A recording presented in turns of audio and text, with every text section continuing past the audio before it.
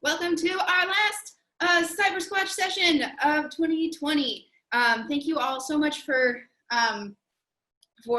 participating this year.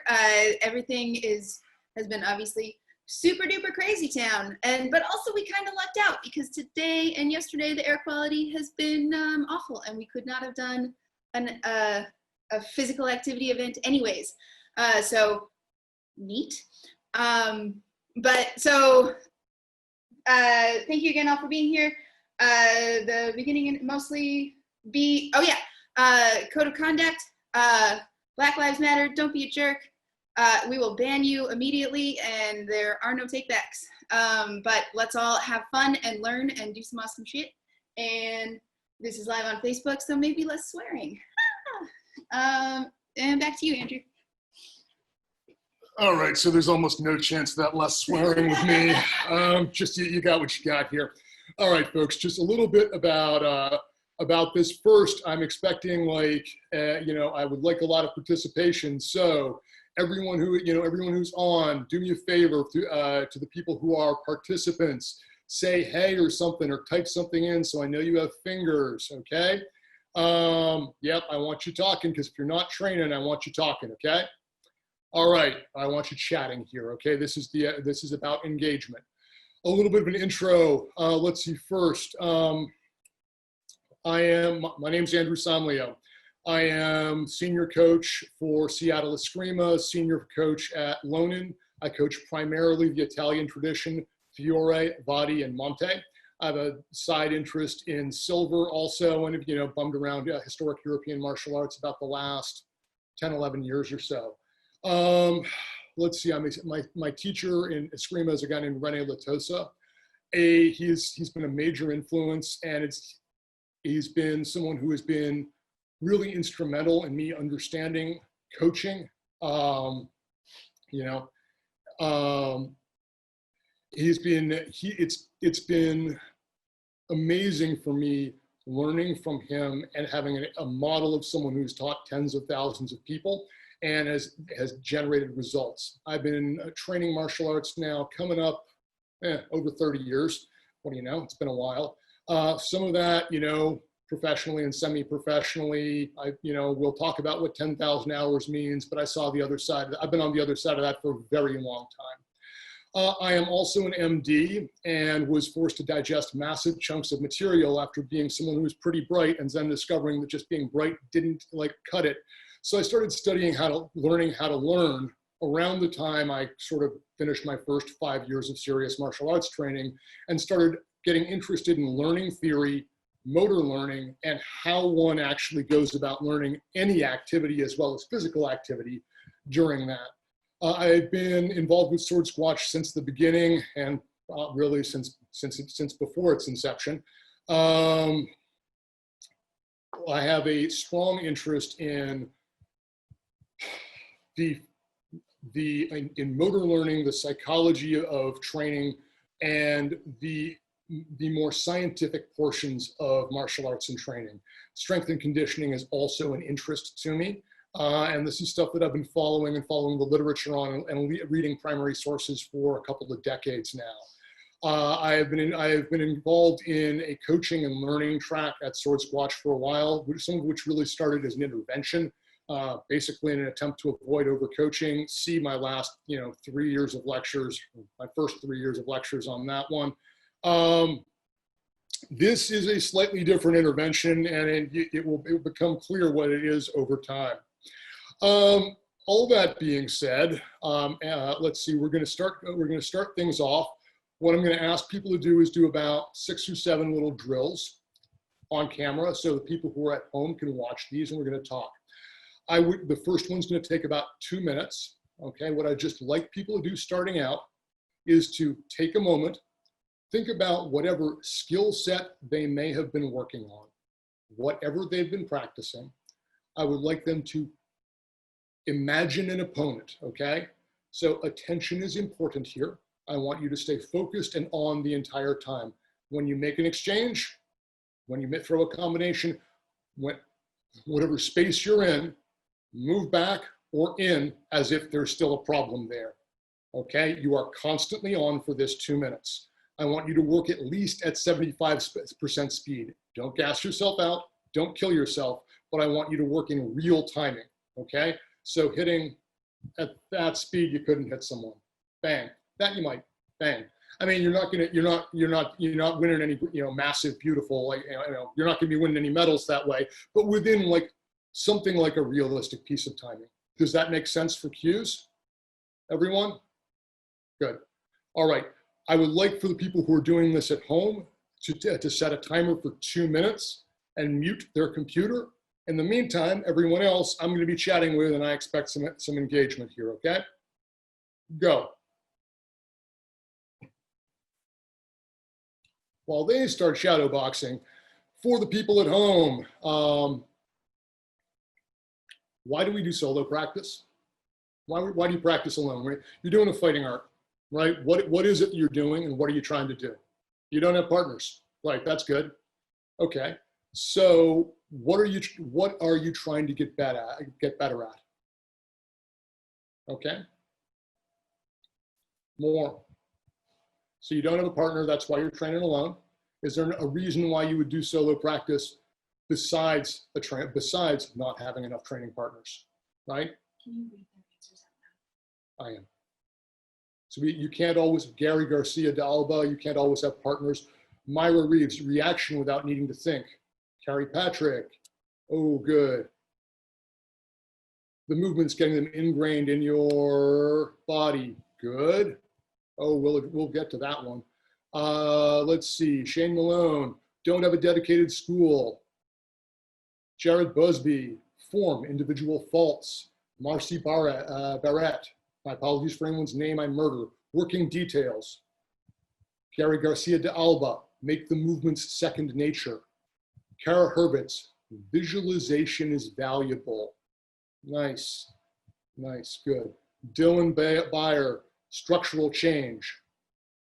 Paul Schiebel, keeping fit when unable to do practice as usual. Lisa Lucito, repetition until mastery. Gary Garcia de Alba, making sure you are optimizing the movements. Dylan Beyer, peripersonal space. Timothy Walsh, conditioning. Carrie Patrick, getting things right when you don't have performance embarrassment issues because of other people watching you. Excellent. Nice. Good. Justin Beecher, experimentation before testing against an active opponent. Samurai, focusing solely on one's own mechanic without the distraction of opponent. Nice. Yeah, and Dylan's point to Carrie, that's an awesome point. Yes. Practicing alone removes a lot of pressure. That is good. All really good answers. Okay, good. All right, so everyone out there was doing a little bit of shadow boxing, nice and easy. Okay, you went back and okay, I'm trying to remember what I'm working on. I'm going back to a thing. So what I'd like you to do now is you're going to be doing another 2 minutes of shadow boxing. Okay, but what I'd like you to do, here are a couple cues I want to give you. One, again, visualize an opponent. You're always doing something against someone in your mind. Go as slow as you need to be able to have that image of working against an opponent, and you're not just making empty strikes in the air. Visualization, as someone mentioned, is important. You're trying to, and if you want to react to a thing because you're training alone, you do not have an external stimuli to cue against. You are not learning to interact with another body. Therefore, you must make a substitute. Barring great technological improvement, various attempts to do sort of like how well, reacting to doing visual cueing for reaction speed, which may or may not be useful, and we could talk about that another time. Providing that input with your own mind is the most useful tool there. So visualize that opponent. What I'd like you to do now is shadow boxing. Keep doing what you're doing. What I'd like you to do is insert a diagonal descending forehand. Any shot like that, all right? Then, or rather, this shot, okay? That's your first shot into a combination with any second strike you want to work on, and then depart with some form of covering your head in whatever way you care to do that, okay? So in the middle of shadow boxing, your feet do not stop moving. You are constantly on and behaving as if you were in front of an opponent who is trying to hurt you or spar you, depending on what visualization you care to use, or multiple opponents if you wish to do that. But your body never turns off. You always want to be in a ready state. And you're going to insert diagonal forehand, whatever you want to do, cover your damn head while you move, okay? Got it? Questions? All right. Give me 2 minutes of that work and go. Let's see. So we've got people shadow boxing here, moving, starting to go. You see what Eric's doing there. Other folks. So Dylan's asking me a question. One point I'd like your thoughts on, Andrew. How do you frame visualization regarding picturing versus kinesthetic imagination or whatever? Kinesthetic implies taking in the feel of what's of.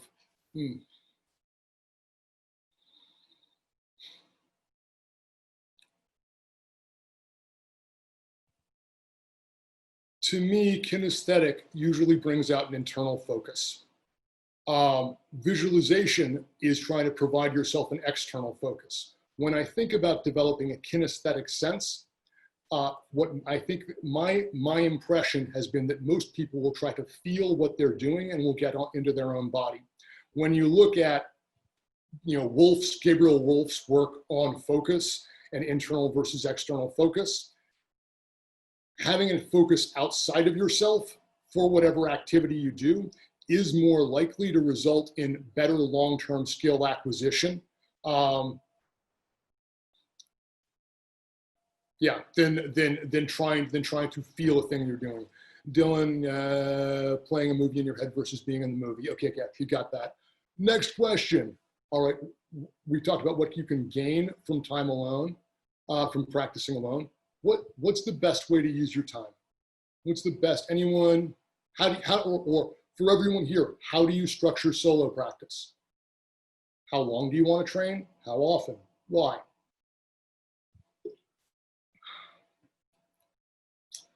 We're watching folks go, and they're about to wrap up in a second.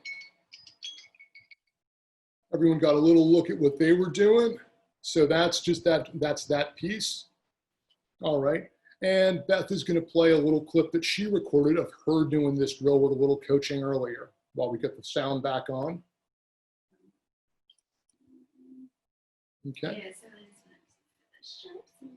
All right. So we've got, thank you. Thanks for everyone who's shadow boxing there. So again, most of these folks who I've worked with before and are part of our group, so they're used to it. They've recreated something relatively similar to all this.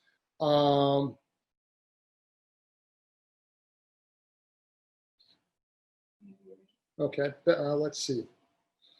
Nice, Tim. I usually structure my solo practice to include my 6-year-olds. 6-year-olds are great weapons. So here's Beth doing a little bit of shadow boxing, inserting. This is the first one. Second of this hit a combination. Second one, please. Okay. And again, I'm just putting these up because we're describing something and we're seeing what people wind up doing versus, hey, when there's someone there kind of coaching and like tweaking someone into it, particularly someone who knows knows their coach's methods, doing the drill that I kind of intended to have happen, which is the drill your coach intended to have happen the good one, right? Should you always be doing the drills your coach tells you? One of the best drills to do that way. Question. All right. Next. So let's see. That was number 2. Yeah. Good. All right. Next. A quick question, Andrew, before you move on. Yep.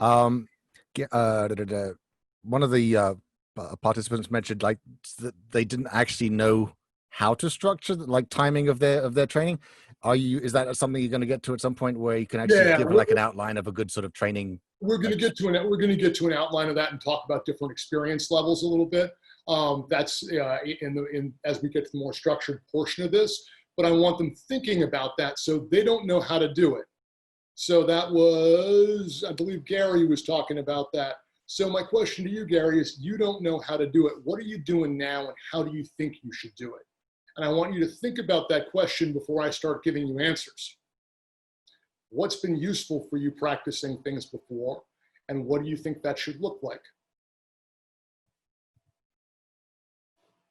All right. And again, I'm being very deliberate about setting this up here. So the answer was that it's more helpful to play the movie instead of imagining being in the movie. Focus on a specific set of actions or 2 within each solo practice session. I'm not sure if that's best to do from Myra. We'll be getting to answer that question later. All right, let's see.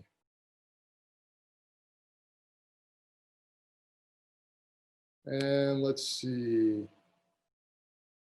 And Myra, you know, it's the answer I was saying, I would say being in the movie. You know, you're imagining someone directly in front of you. If that helps with that, you know, you're not looking at a 2D thing. You're not watching a thing. Imagine someone coming at you. That is what shadow boxing is. Okay. All right. Carrie, you are right. It's much harder to do freeform stuff. Huh. Wonder what that means. We may be talking more about that later. Huh. Great. Thank you. This is not as much fun as doing this, you know, doing this in person, but you guys are good. Keep it going. All right, next drill. And I'm going to want you guys to do this for about 2 minutes. So for my folks who are drilling, what I'd like you to do is keep your feet stable. What I'd like you to do is pick 4 positions, 1 on each corner of your body. So on the right shoulder, you could do Vom Tag. You could do Posta de Donna. You could do Fenestra / Ox on the right, whatever you want. On the right and low, you could do Long Tail, Codalonga, or Alber. You could do Low Iron Gate. Low on the left, you could do Boar's Tooth. You could do Flug or Breve. High on the left, you could do Fenestra.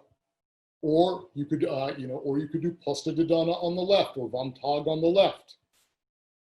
Whatever you would like to do, pick 4, 1 at each corner. I would like you to keep your, feet static, okay? And I'd like you to make 5 hits, hitting a diagonal, 5 combinations with a diagonal forehand, any second strike. Diagonal descending forehand is your first shot from any one of them, from each one of them, 5 times from each. Diagonal descending forehand, anything you want to do, cover high. What I'd like you to do is vary the depth of the first hit on each of the 5 hits. So that first diagonal forehand, you can stretch it as far as you can, do it as close as you can, but never do the same depth twice, never do the same depth one after another on those 5 hits, on those 5 combinations from each of those 4 places with your feet static. Does that make sense? So 20 combinations. Yep. All start with a diagonal forehand. Diagonal forehand. Never the same twice. Yeah. Yep. 5 here, 5 here, 5 here, and each one is going to be coming this way. I don't care what happens. Make sure your head's covered, okay? And Got it. Right? And your feet aren't moving. And in fact, make sure your feet don't move for this one, okay? All right. 2 minutes for this guys, okay? Set your timers for 2 minutes. Go.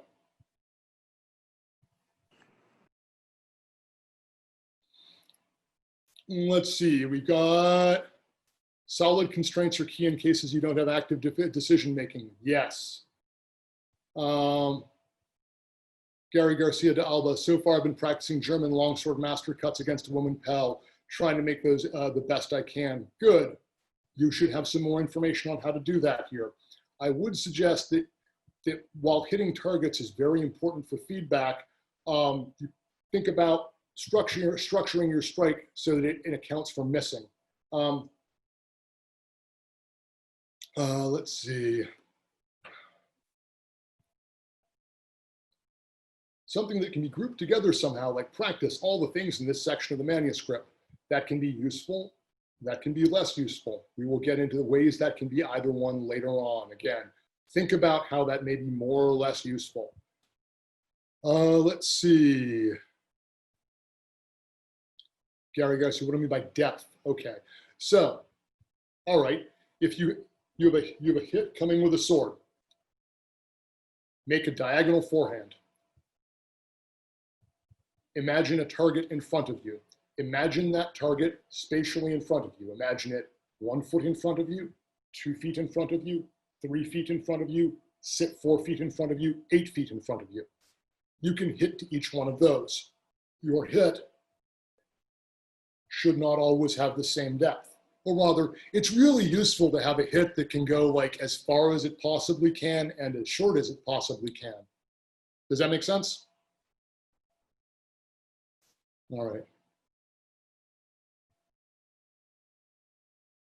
Let's see. And we're at 2 minutes here. Good. All right. That's so we saw, for folks who are watching at home, you saw what people were about doing. We were talking a little bit. That's going to show about one way where one way this drill can be done and what happened, what she did when I was coaching her. Give her half a moment.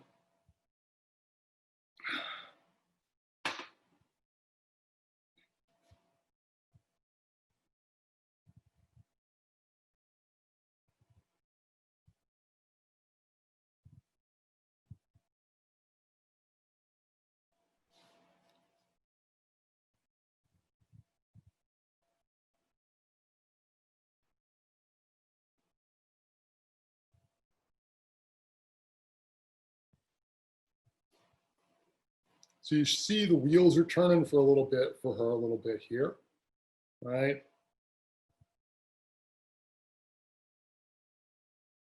It's working off the right shoulder. She's getting put in some semi-awkward places here. Working off the left and low.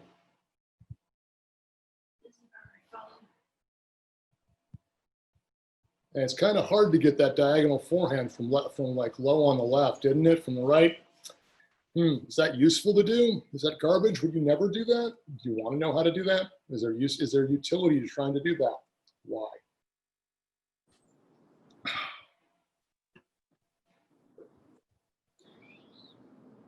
It gives you a little sense of one way you could do that drill. Okay. Yeah. Next one. So this one's going to be a little longer, and it's going to be a little more strenuous for folks. So what we're going to do, what I'd like you to do is put both of your feet together, and what you're going to do is you're going to move only 1 foot. You're going to step out, 10 direction stepping for folks who've done this drill with me before. You're going to step straight forward with your right leg, straight forward. You're going to step out on an angle with your right leg, out to the side with your right leg, back on with your right leg, back on an angle with your right leg, back straight with your right leg, back straight with your left leg, back on an angle with your left leg, out to the side with your left leg, forward on an angle with your left leg, straight forward. Your target should always be the same place. So for folks at home, that means that if you step out to the side, your target does not move here. Your target stays here while you move that way. Your focus stays there. Okay? What I'd like you to do is, with each step, I would like you to vary your sword starting position. If you want, you can go around the clock or use whatever guard according to what you're comfortable doing. With each step, I'd like you to start slow with a combination of 3 hits. Whatever 3 hits you want to make, don't care. And I want you to accelerate those hits towards that focus over the 3 hits. So go like 75% the first one, then increase the speed, increase the speed, increase the speed. Then you step out the next direction and change guard position if you would like to, and if you feel comfortable.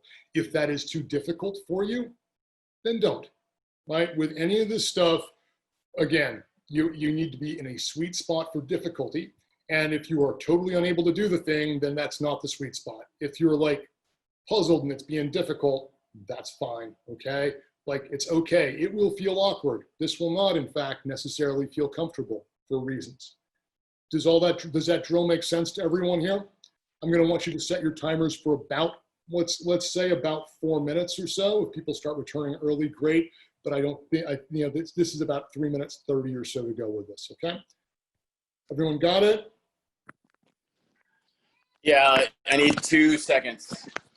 I was outside foolishly, and I'm moving back inside. Nice.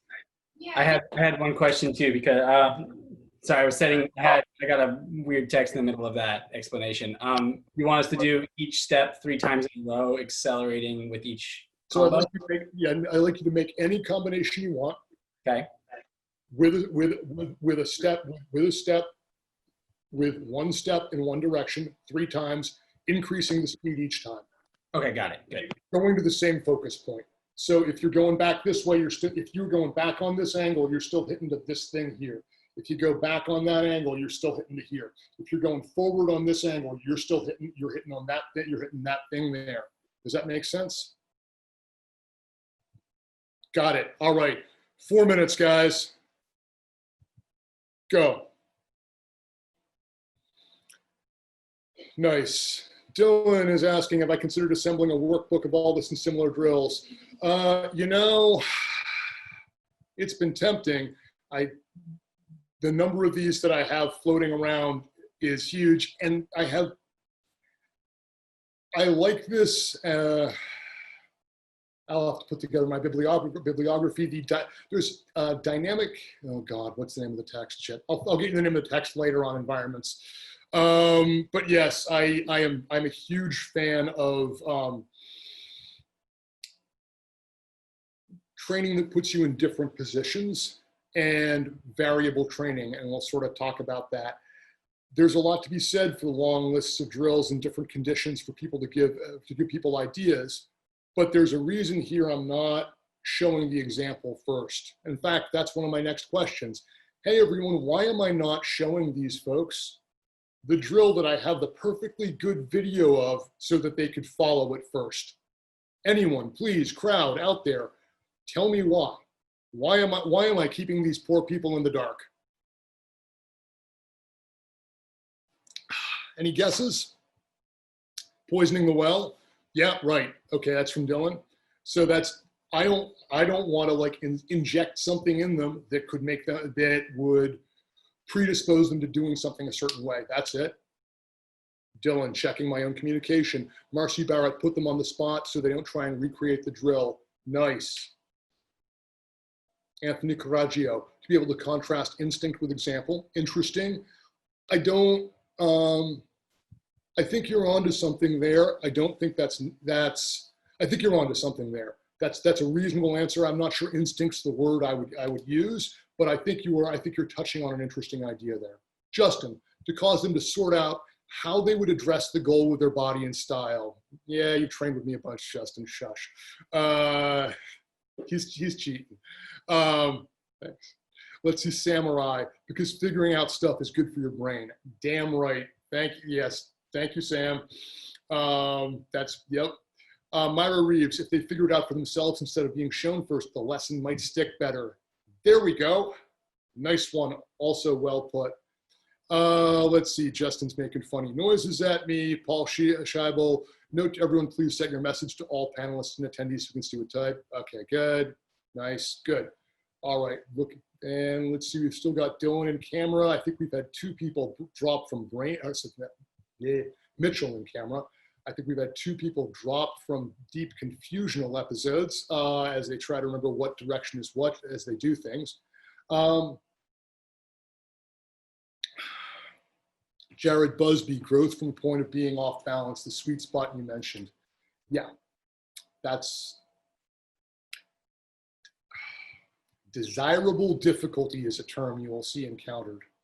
And we're going to talk more about that in a minute. And let's see, have we lost Mitchell?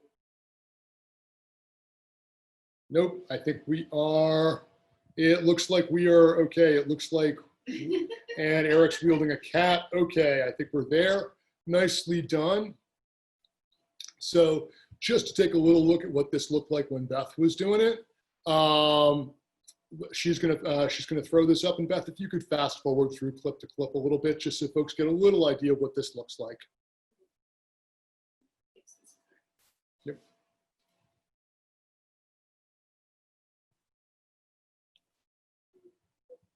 All right.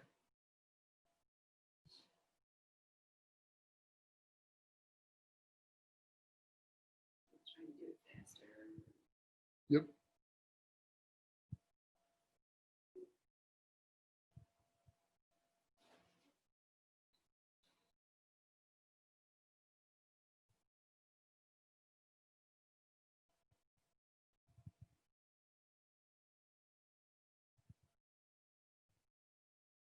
Everyone's getting a little sense of what Beth's doing here, and you kind of see what's going on. She's still attacking. It's if the camera would be the perspective of an opponent of the person she's visualizing. Her attacks are moving towards it and responding, and defense is responding to it while she moves in different directions and tries to find different things to do. Okay, but always trying to figure out that same. Ooh, nice by porno. Good. All right. All right, let's see. Next one. All right.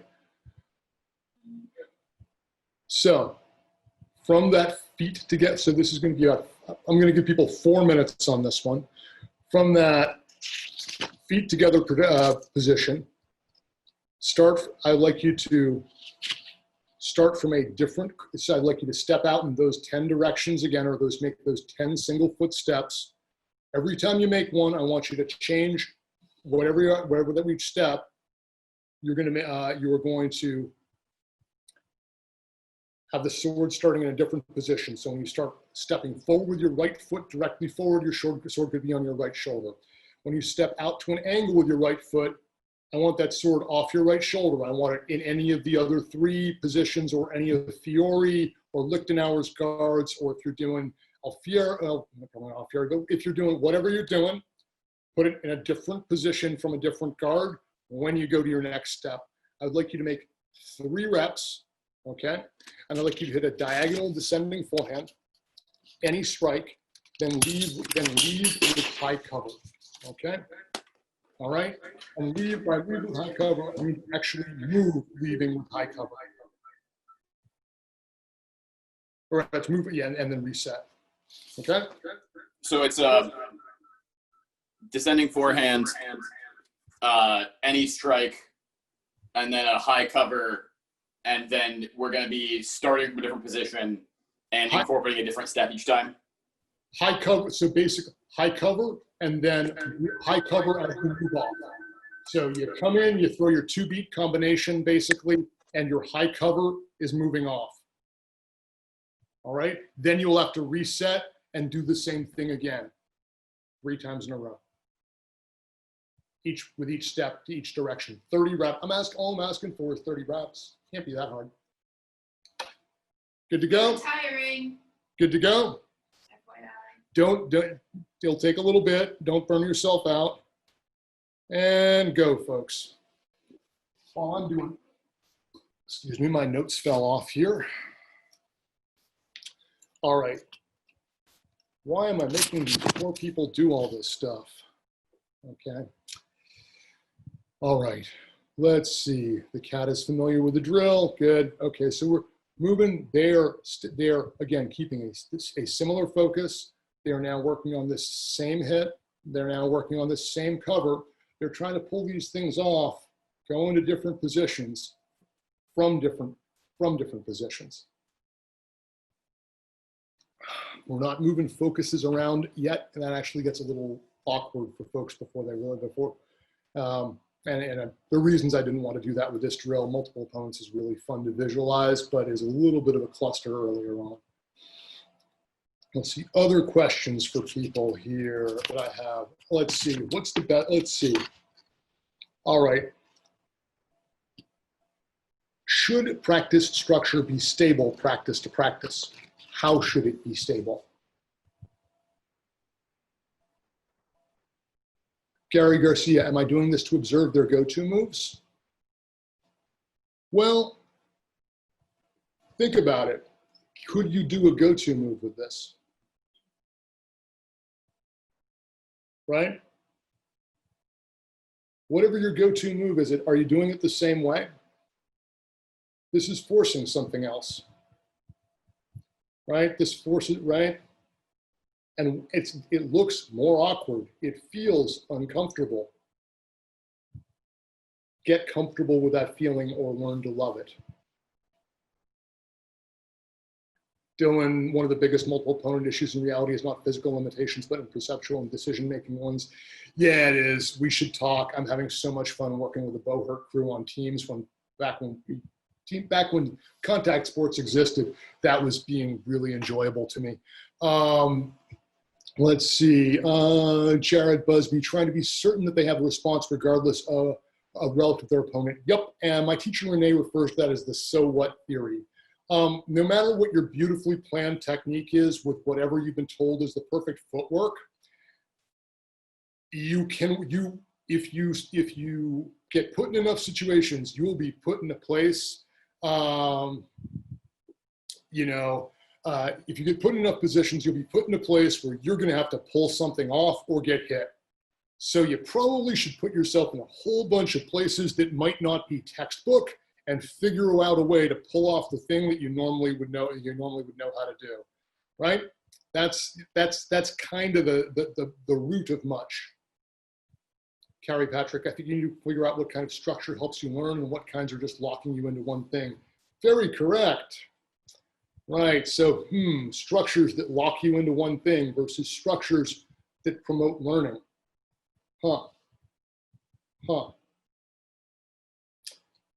Let's see. That is an important point. Can you create a structure that doesn't lock you into a thing, that is not static? That's kind of the point of this entire lecture, is trying to show you guys how to put together and structure things in a way that doesn't become static. Cutting to the chase, if you do the same workout every time exactly the same way, how much better do you think you're going to get? Ideas? All right. I would argue that you will get better at doing that workout to a point. Yup, Shane, precisely. Better at first, then plateau. Paul Scheibel, not much.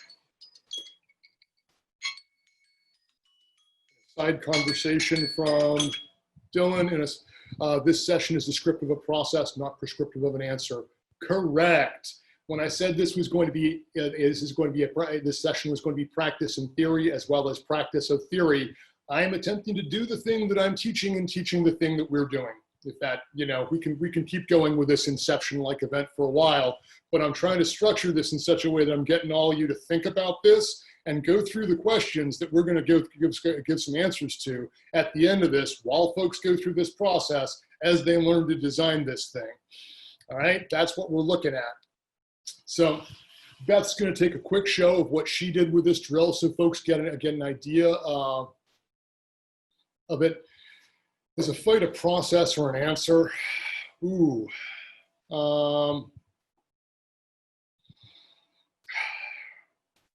I've always got to go with process.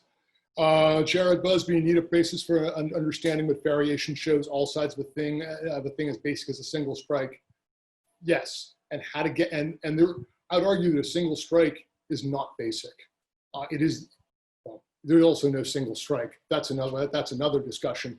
But we will talk about partial versus whole skill practice slightly later on and how to order it. But that is a very good thing. So it's how do you make the things that are your bread and butter inherent? How do you get much better at them? Because that's what we're trying to do, right? You're probably not going to get great at, if you've never been shown it before, learning a crump how from this and knowing when to use it. You need a little context. Once you have that in your toolkit, how do you make that so that's more useful? You see Beth stepping here.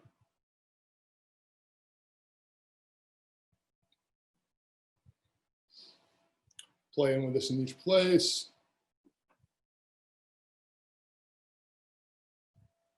Oh, nice. Dylan is quoting Feynman.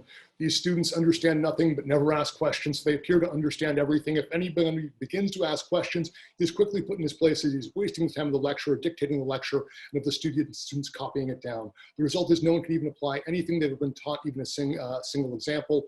The students reach a state of self-propagating pseudo-education and can teach future generations in the same way, but all this activity is completely meaningless. And in fact, our output of specialists is to a significant extent craft, illusion, and sham that these so-called specialists cannot solve simple problems and do not possess even the rudiments of their profession. Yeah, this, again, the crossover between academic learning and motor learning is huge, like ridiculously so. Again, there are far more similarities than differences the more you look at this. So nice, thank you, Beth, for that. People have a sense of what she wound up looking like, what they wound up looking like, pretty similar. Yeah, Richard Feynman, TKD, damn right. All right, next little drill. All I want to give you is 2-3 minutes. All I want you to do is start from your feet from wherever. Make any hit from a focus point. I want you to do 5 reps from each of 4 corners. What I want you to do is make any hit you want from any one of those corners.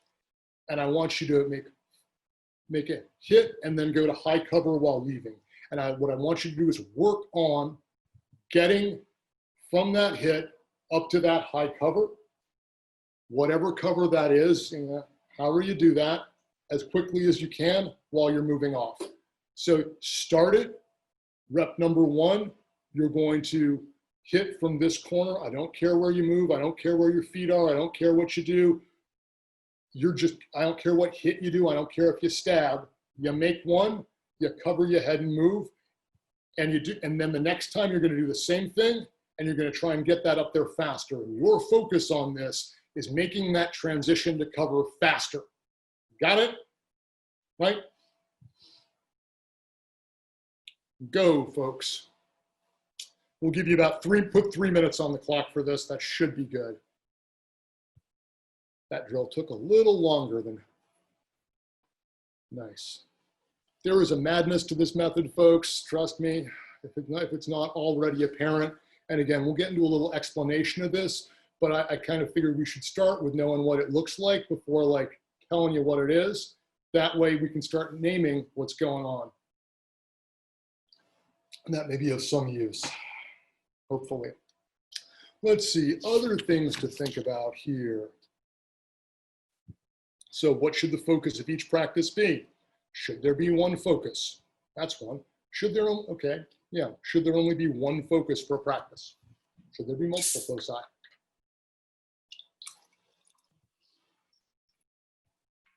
Anyone? Bueller, come on.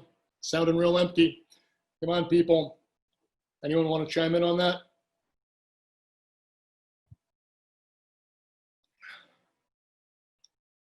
Dylan with the don't move. If you got to move from pragmatic example and move, if you start from pragmatic example and move to theory, you get something cool. If you start in theory and don't get to concrete expression, people's heads get stuck in their behinds. Way right.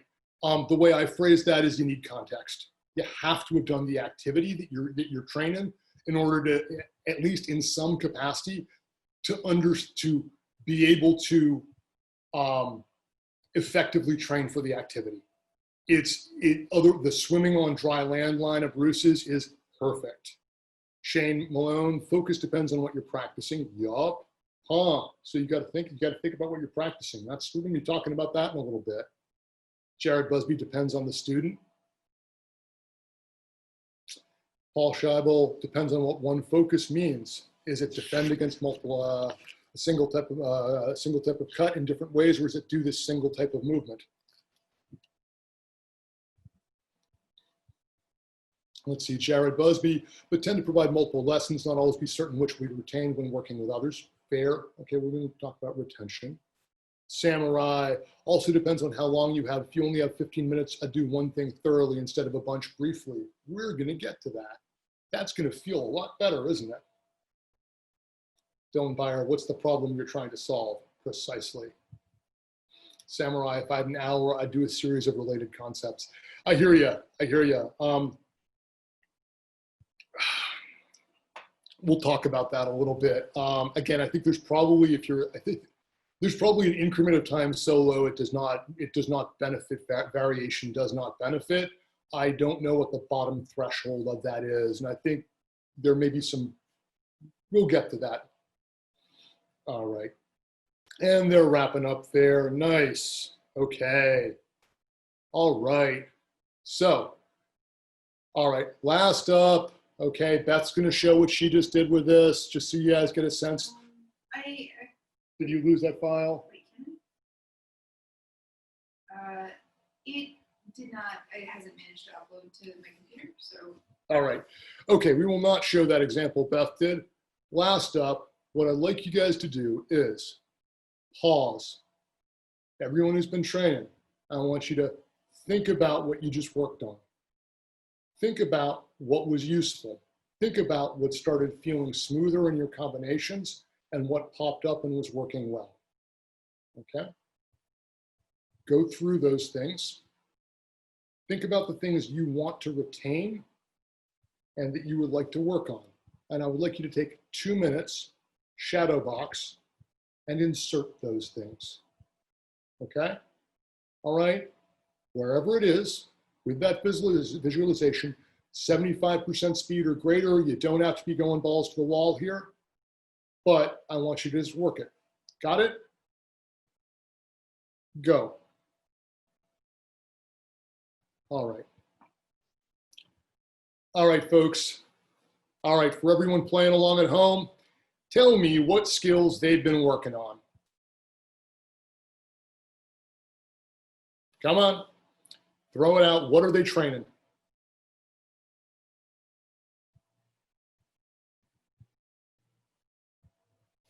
Cover. Yep. Okay. Are they just training cover or are they training something specific about cover? Matthew Benedict, by the way. Good point. What about cover? Justin Beecher, combinations from out of position and moving out of danger under cover. Nice. Anthony Coraggio, getting to cover quickly wherever you wind up. Nice. Okay, that's a more specific skill. So Matthew, you're on the right track. Anthony, oh, right. Hey, look, I need to get cover up from wherever, right? That's, you know, that's not a bad thing to be thinking. That's getting specific. Gary Garcia de Alba, striking then covering constant movement. Yes. Dylan Byer, I feel like that includes building in an awareness that there's an in and out to each piece. The cut isn't isolated and that it all has to happen in the transition. Yeah. Oh, yeah. Yes. Yep. Yep. No. Yep. We will talk about single cuts in a little bit, and we will talk about isolated actions, and we'll talk about partial practice. And, you know, when partial practice gets to the point where it's like probably not so useful. Other things we worked on here. We worked on anyone else? Anything else? Jared Busby, the cover and motion apart integral to any cuts. Yes. Yeah. All right. 2 minutes, guys. All right. Thank you for playing along. Everyone get settled. We're going to get chatty a little bit here. All right. There'll be some slides coming along with this with some concepts. I've got a bunch of notes. I'm sorry, I do not have a ton of figures. I normally like to sort of do that, and I don't even have a bibliography because, you know, it's just been a mess. Ooh, Dylan, get in without getting killed, make the cut without getting killed, get out without getting killed. Yes. I would like to add the leaving bit that I threw in here was just like, that's what we're working on now. You could do this with closing too. I generally tell people to always finish an action closing or leaving. Pick one, but do one. All right. So let's see, let's talk a little bit about practice design and what this is. How's everyone doing? Does everyone have any comments, questions? Oh, Eric Chung, moving before taking time to think things through. Yes, that making it non-conscious is a fair way to describe that. That's part of the learning process. There's not shifting this over from the verbal portion of your brain is part of the learning process here. And when you start thinking about thinking when you do a thing, To me, that says you're dealing with beginning trainees. So let's talk about solo practice for each type of trainee and what you're doing. First, the best practice is the one you do, okay? It's better to make it down to wherever you're training and train than be paralyzed by analysis. Just because you're not doing the perfect practice, fine, do a practice, okay? With that, do a practice that doesn't hurt you. So, I mean, part of what we're going to be getting to here is you need to, when you're doing a solo practice, you prefer not to include practices that will damage you over time, and that don't, especially ones that don't yield great benefit. Anyone been doing the 100 cut challenge?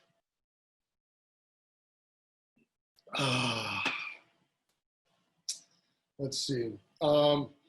Yeah, not a big fan of that, and we'll get into why. In terms of part skills practice, you're at a certain point you get so isolated that you're not actually getting anything out of the thing. All you're getting is joint damage. That's one of, actually, when we talk about intervention stuff, one of the things that people come and will do is they'll go do 100 of the same cut, 1,000 of the same cut. I've done one thing, you know, they'll do one thing over and over again to the same place, from the same foot position. There's no such thing as muscle memory, okay? What we are doing here is we are trying to teach ourselves to make an estimate, to get information, and as it's solo practice, only visualization really provides that. There's some ways you can mess with that, whether or not they're useful, debatable. Again, you could set a timer and react to an audio cue. You could set something that is a flashing light that is a visual cue. You can, and people have made up, and having someone who's on a screen throwing a shot at you and you're reacting to their motion, way better probably. I've never seen like great empiric data to support that. That would seem to have the most specificity and most likely to be useful, but it's not one that's accessible to all people. Occasionally puts your computer screen in danger too. So beginners, just train. Train and play. Train, play, and be creative. For everyone, make it down to the practice. And if you're feeling crummy that day, you don't worry about being too structured. Just mess about and play with stuff. Keep the habit going and keep the thing going. Again, this is, can we get highly structured about this? Yeah, we're going to start to talk about how to do that and and how to insert that. But don't let that get in the way of you doing the thing. Mess with it. Creativity is important. It is at all levels. And I would argue that at some point with shadowboxing, with anything, just, put on some music, play around, mess with your mind, work at 75% speed, see where you wind up with stuff. That's how you start to find new, interesting ways of moving. That's how you start to find, wow, that's an awkward, janky little bit of my motion. Let me repeat that and smooth that out a little bit. That's how you start to go through a process of internal discovery and that which is learning, okay? And that, for intermediates, now you need to start getting more structured. And this is what we're doing. You need to make a time to do it. You need to make the habit, which is the thing we were talking about with beginners. You want to play with stuff. You want to know what you're working on. So now you need to focus, right? You need to start thinking about what you're getting better at and moving into it with some intentionality. Wow, you should probably actually be consistent about that and remember that. If your memory is very good, you'll keep it yourself.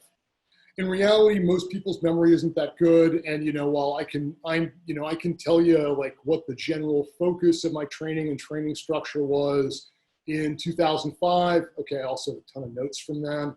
But off the top of my head, most years of my life, I can go back and say around what I was doing then. It's not like I can give you a great structure for that. I know what the last couple months usually are in my head, in the last couple months, the people I've been training and what I've been focusing on them and what I've been working them through. But make notes, until you've been doing this a long time, and unless you have the sort of brain that keeps that sort of thing and remembers that the person you've been working with the last 3 months, the session before last, you worked on this thing, you're not going to retain that. So you really need to keep those details written down. A notebook is a useful tool. We'll get into why and the more conceptual stuff. Get feedback. This is particularly for intermediate folks. Beginners even more so. Talk to a coach. You're not going to learn how to wrestle on your own without a partner just shadow wrestling. You're gonna need some experience doing it. You're gonna need some feedback from someone. For intermediates, video your stuff, bounce an idea off someone, talk to a friend. Advanced, if you're making progress, if you're truly advanced, and there are very few advanced trainees out there, and by advanced, I mean someone who's on the order of truly high level, state or national level, amateur in a very competitive sport, wrestling, tennis, golf, something like that, or a low level pro. You know, if you've ever stood across from a semi-pro or pro martial artist who's making money doing what they do, it feels real different. If you've ever tried to play tennis with a tennis player who is semi-pro or pro, it feels real different. Those folks, you know, like if you're there and there are a few out there, then you need some really specific stuff. If you're getting better, keep doing what you're doing. If you're not, you got to find someone who is able to take you there, and that's what good coaches are for. Some folks can self-coach into that place. There are examples of that. There are not many of them. Alexia, notably. From Myra, on the note of just doing something, even if feeling crummy, do you have good suggestions for keeping the practice habit when your body is recovering from something that significantly limits safe movement, injury, or surgery? Yeah, it depends on the injury or surgery. Work around it. You know, look, look, I was messing about like probably a couple weeks after my hip replacement. I've had, you know, this shoulder, I've blown out the 3 pieces of the rotator cuff that don't move. There are labrums torn here. This labrum got torn 1.5 years ago. You just figure out what you're doing. You know, that gets more specific. That really has to depend on what you're doing. Find something that doesn't hurt that can be useful is the simplest way to put it. If you are, say, totally immobile, watching stuff is helpful. Developing an eye is good. Watch stuff that is not just instructionals, but is the actual activity that you are training for, would probably be my suggestion if you were not able to do anything because you just can't move, right? If you're like laid up with a flu, you're going both ends and you're having that bad night and you still have energy and you're, you know, fine, I'm gonna spend half an hour watching, you know, competitive longsword matches or sword and buckler or, you know, stick fighting or boxing or whatever you're doing. Watch it and be like, and try and develop your eye. Watch a breakdown or there or two in there too, but you know, watch a breakdown and watch the fights. See what's actually happening and try and develop it. Again, that is also useful. Can you do, is just visualizing when you can't move useful? Yes, there's a lot of evidence to that effect. There are multiple studies that show that if you, doing things like visualizing increased vertical jump versus no practice versus practice, you actually do get improvements on your vertical over an 8-week period doing that. That is part of the reason we talk about visualization being important. That is, and keep in mind, that's improving your vertical without jumping. Like, that's meaningful. Let's see, and yeah, Dylan, you're right, that last 10%'s a bitch. Let's see, so with that, in-session improvement is not the goal. It is inter-session improvement and long-term retention. There are a bunch of things that make you do it better in a practice that feel more rewarding and feel more comfortable. And that's focusing on one thing and doing it over and over again. And that's what's called massed practice.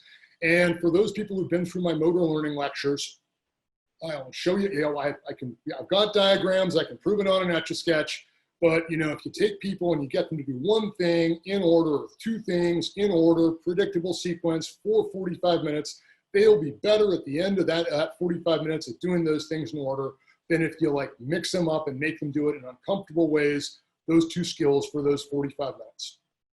And a week later, they will not be better at it. And they will be significantly worse than someone who has mixed it up.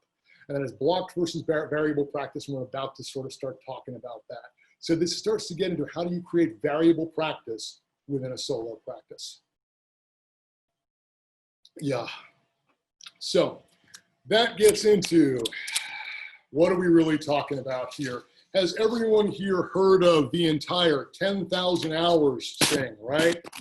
Anyone, everyone heard you need 10,000 hours to mastery? Yup. Anyone remember there's a second half, who said that, or the second half to that? Anyone? Anyone knows where it comes from? Isn't it Malcolm Gladwell quoting somebody, and it's also like deliberate? Oh, all You right. know the answers. You got it. Don't. It's blocked, closed repetitions, right? You got to repeat. Yeah. We'll get there. Intentional practice. There we are. Gladwell popularized it. A guy named Anders Ericsson was the one who pioneered the idea. So if you look at, there's a wonderful compilation of Ericsson and his people's work called, it's the Cambridge Manual of Expertise and Performance that summarizes in about 800 pages the state of the fifth edition was from like 2015 or so that goes through some of this. If you want to go past Gladwell and go to Ericsson, he has a popularization book called Peak that is excellent. The actual, what Ericsson looked at was high-level performers, violinists, notably at first in Austria, I believe, and he looked at the difference between people who became violin instructors, local performers, and people who were involved in national philharmonics and working on the international stage. And what he looked at was that everybody who wound up at that level had 10,000 hours. It was a necessary condition for mastery. It was not sufficient. Can I repeat that again? The people who got mastery, that was a necessary condition. You had to practice, but not sufficient. The sufficient piece is intentional or deliberate practice. And that's what we're talking about today. How do you structure and make your solo practice deliberate? This is what we've been doing here, okay? So I'd like you to, as we, what is deliberate practice, okay? It is engaging in quality practice. You're not just grinding through reps. You are not going to be better at your diagonal forehand strike, your Zornhau, your Fendente, your number one strike. You are not going to be better at it if you just hit it 100 times in a row, 100 times in a row. It does not get better. Okay, you'll get some modest level of improvement. Can you get some conditioning out of that? Yeah, for hitting a shot 100 times in a row. What energy system is that? Right? What are you, the speed at which you could do a thing 100 times in a row is a lot slower than the speed at which you fight, right? At the end of the day, you're working aerobic metabolism there. You're not firing a fast twitch shot, which is what you would like to do. Yeah, right? Ooh, fight jogging. Ooh, Sudong Chen. Oh yeah, Dylan, we have so much stuff to talk about. Let's see. All right, so in deliberate practice, what you really need to, what you're doing is you're practicing, but you're not, an example that Ericsson gives, a Olympic swimmer, she was doing her 3 miles a morning like normal. She did not notice her times improving and her start to really move into elite level until she stated she started treating those 3 miles not as a thing she ground out, but as something in which she practiced each stroke like she was trying to perfect it, to move, and to put her in the best competitive space. That every time she made a stroke, she was trying to do it as well as possible and keeping her function and attentional focus there. Okay. All right. Let's see. So you need to start looking at what you're trying to get better at, analyzing it, and breaking it down. For people who are beginners and beginning intermediates, that's really where feedback, coaching, working with someone can be useful, like identifying areas to work on. The skill you need to pick up over time is identifying areas to work on. That's one of the things that it differentiates folks who are becoming self-driven learners, is they start to understand, be able to look at their own work and go, that's what I need. Then you hit a certain point where you might not be able to do that anymore. That cycles back and forth. Sometimes outside input is necessary. Early on, very true. Middle, a little bit. Certain part of the middle, not so much true. At a certain point, once you get better, you're so stuck in your habits that it is often hard to push yourself past it, and getting some outside input can be incredibly useful. You kind of see that developmentally. So what you're going to do is you figure out what you're working on. You're going to use practices to work on specific areas. What you'll need to do with your practices when we talked about notes was periodically assess your progress. That can be a tournament. That can be looking at video and going over with an instructor. That can be a sparring match. That can be your bear pit for your birthday. Whatever you want to do, and see how you're doing with that. You want to assess your progress, alter your approach when you're no longer making progress, and then look at that to an extent and maintain that attempt practice to practice, individual session, microcycle to microcycle, week to week, mesocycle to mesocycle, every couple months, macrocycle to macrocycle, the yearly training season for people who do seasonal sports, and that's a different discussion, or training for seasonal events.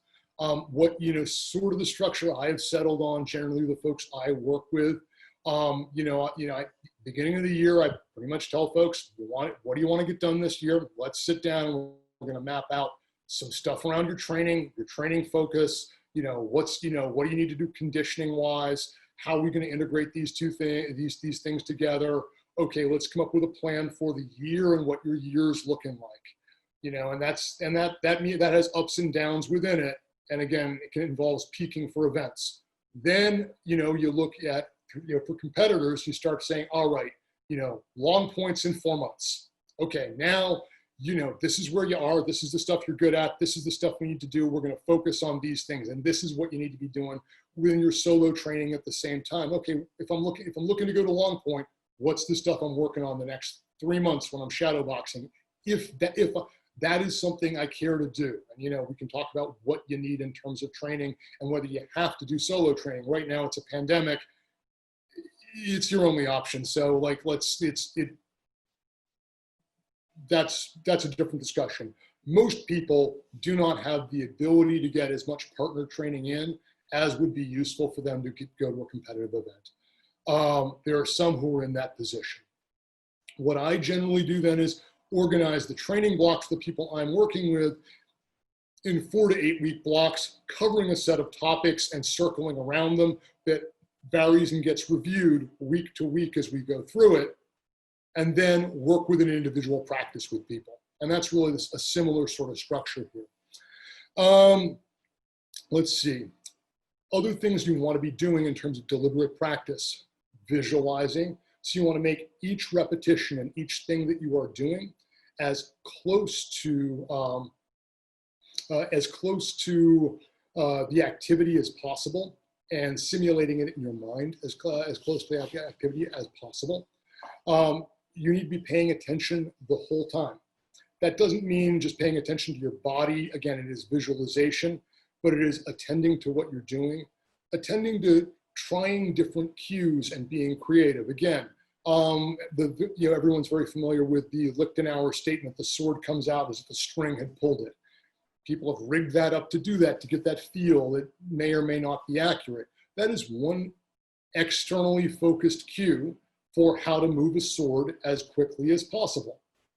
You could, for the crowd, if we're throwing that diagonal forehand, what are the things you could do that would be cues outside your own body to make that diagonal forehand? How could you visualize that? What could you tell yourself to do and try?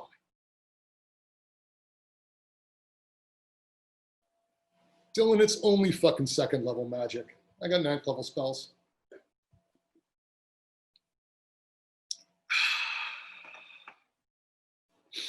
You're right, yeah.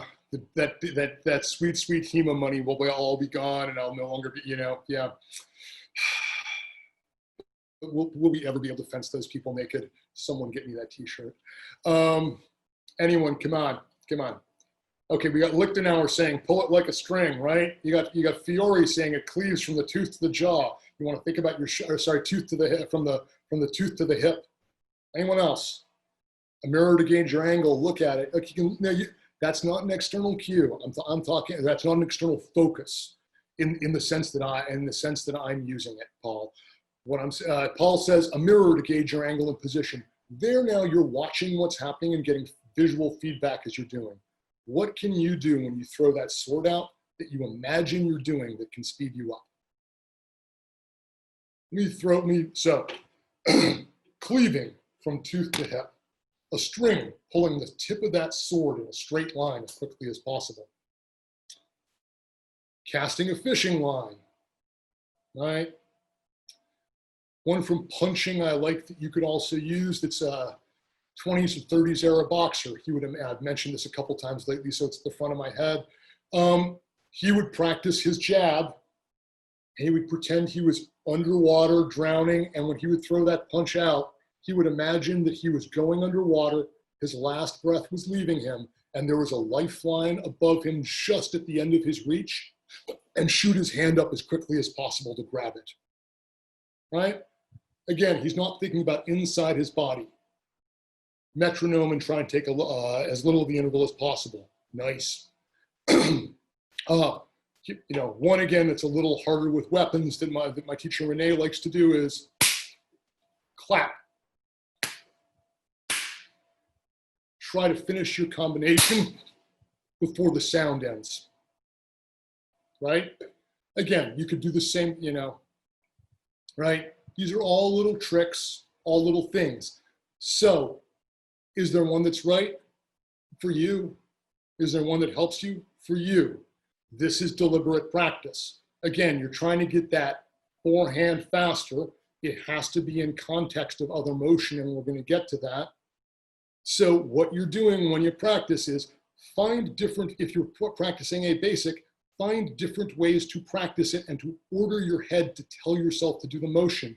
And then video yourself and see if it looks better. That's probably the best way to get feedback for you once you have a little bit of experience, right? Start to sort that thing out for yourself. This is the intentional, internally focused, self-directed learning piece of this, and we're going to loop back to that idea a little bit more. Moving into more tools. Yeah, video is horrible. Yeah, Dylan, you're freaking right. Videos, God, no one likes the way they look. Anyone here who thinks they look awful on video, you're right. We all do. Some of us worse than others. It gives me fits. It's looking at it's why my hair's gone in part. And just do it. It is bloody useful. All right, so we're going to talk about a few more things here, a number of more concrete tools. So, anyone remember what we were, where I was asking all those questions earlier? Can someone remember one of those questions? Anyone throw it out on the chat? Go through, I was asking a bunch of questions. Guys who were practicing, you remember any of the drills we were doing? Yes, I remember one. You remember one? Okay, try and remember another one. Got it. Yeah. All right. Is that just them remembering it? Could you get up and, I'm not asking you to do this right now, but you could get up and do that drill right now, couldn't you? Yeah. Yeah. Yeah. Right? That's learning. Repetition and recalling a thing, not just repeating it, but going back to it after you've put it away is learning. So if you do the thing, then you do the thing again, you don't get recall. But if you do the thing, then you wait a while, then you do the thing, now you have to recall it. The more difficult that recall is, the harder it is, and the more frustrating it is. The more you struggle for the word, the more likely it is to stick in your head. The more you struggle for the motion when you're trying to figure that thing out, the more useful it is. Does that make sense to folks? There needs to be so the harder you have to work to retrieve it, the more you're going to, the greater the learning. So very frequently when I give people drills, partner drills, if they've done them before, I'll just tell them to go do the drill. I won't give them an example, or I might say a word or two. I give them nothing. Figure it out. And I'll let them go struggle. And I'll let them go play with it. And I will just let that sit and give that some time. Same thing in solo practice, which starts to get into some of the questions about why the hell we were doing all this and why I was telling them a thing. We'll get to a piece of that. Some of these folks were recalling stuff because they've done a bunch of this before. So that counts for that.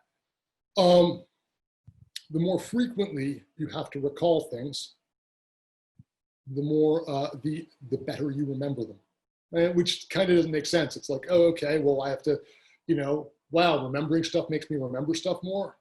Yeah, kind of. Actually, it's like any other muscle. The more you use it, the more effective it gets. So frequently having to recall a skill helps. Frequency matters. We were talking about frequency a little bit, and we're going to get into that more in a bit. Waiting for recall, how long do you wait? You know, if you perform a skill, do not perform it for a while. That memory, that engram, that motor pattern starts to get ingrained. If you then recall it after a period of time, you will get more durable learning. Meaning now, so let's say you practice some block of what we did earlier. You can do it now, but if tomorrow you go do it and review it, it will not feel as comfortable as if you practice it in the next 4 or 5 hours. Next 4 hours, say. If you practice it tomorrow, or all the stuff we did today tomorrow, it will feel more janky. You will get better retention from doing that. Does that make sense to folks? Recall is part of learning. And forcing yourself to work through and get something back is part of learning. And this is part of engaged active learning and deliberate practice. Testing also forces recall. This is done in more academic pursuits. I tend to be Socratic about this, in that I'll like do a thing and be wandering around, and then like, we'll do another thing, and I'll ask someone to do the thing we were doing before. And I'm forcing them to do that. Or, hey, what was the thing we were doing last week? And force them to do that, right? And this is, again, it's awkward, and I won't walk them through it. They have to go try and pull it together themselves, and then sometimes they'll get it right, and sometimes they'll like take a minute and groove it in, and then it's theirs. And sometimes they need a little cueing, and knowing when to do that is part of being a coach. Let's see. Does using notes, remember what you did, still help with recall? Is it better to dredge it out of your memory without help? Better to dredge it out of your memory without help at first. Okay, and we're going to get into that in a minute. But precisely, right? Don't look at your notes first. Don't look at the video first. Don't look at the example first. Try it yourself first. Try it yourself first. Struggle with it first. The more you struggle, the better. You can set a time to struggle. Don't kill yourself. But that's going to promote retention. It will feel more uncomfortable. You notice when people were moving and they were trying to do some different things from different positions, folks who are very experienced fencers are like being a little awkward as they try to move around. Where the hell is this? How do I get this blade from here to here? Again, they're trying to recall a position, trying to find a way to get there. This is more useful in the long run for them. Again, establishing, that is for recall. Again, testing and checking in on stuff. Again, finding a schedule, consistency, finding a time to go back this with frequency, which is really the next topic. With newer skills, basically, if the one thing to sort of look out for is if you practice a skill with, say, a constraint, then add the opposite constraint immediately after. And again, this is something that happens in motor learning labs. So let's say that, when something pushes against, something pushes against your arm this way, you tap this button when the red light, if it does so when the red light comes on. Now, in the next, and you get better at that skill. Now, if you in the next 4 hours, you train if something presses against your arm this way, and you tap the button when that happens. And if you do that in the 4 or so hours after you did that first skill, you will not have the same retention and skill, and you will not have the same retention and long-term improvement as if you had not done that activity. That's called contextual interference. So you need to do things frequency is useful. Probably you want to wait at least 4 hours between sessions for consolidation to occur. The reason I say that is contextual interference can occur in windows of 4 hours or less. Therefore, if you're outside that 4-hour window, you've allowed consolidation to occur. So if if for some reason you had to pick between training, if you wanted to train half an hour twice a day, so first training an hour once a day is less valuable than training half an hour twice a day. If you're going to train half an hour twice a day, do it 4 hours separated. Few people are going to wind up training half an hour twice a day or an hour twice a day, but it is still relevant to know that. Likewise, in terms of this massed practice versus spaced practice, again, if you have 2 hours of training time to spread over 7 days, doing 2 hours on one day is going to lead to far less retention than doing 30 minutes on 4 days spaced a day apart each. Everyone get that? Let's see. Dylan Byer, train half an hour a day every 4 hours. Yep, that's if you can, real good. Little bites. You know, this is the thing that, again, people who get into like trying to put this stuff in their body, if you're one of the folks who looks at martial motion as incorporating a way of moving as opposed to just a set of techniques, and there's a school of thought that way, you tend to start walking around all day using those tools and opening doors different ways, and like some of it looks funky and some of it's just like, oh, barely noticeable.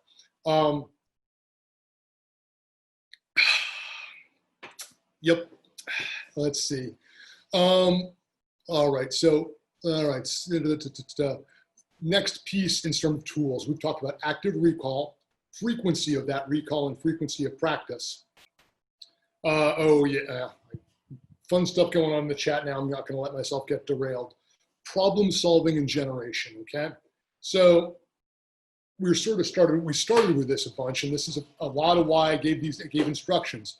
What's more effective, being given the information to solve a problem than solving it, or being given the problem than trying to solve it, than being given more information, right?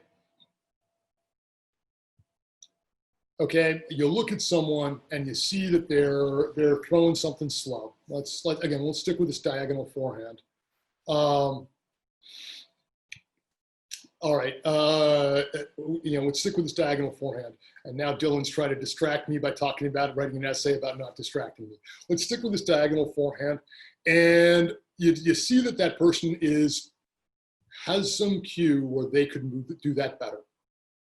Do you go give them that cue? No. You go ask them to try and do it better, and you ask them to say, hey, play around with that. I think you can move a little faster there. Try a couple things. Let me see what you do.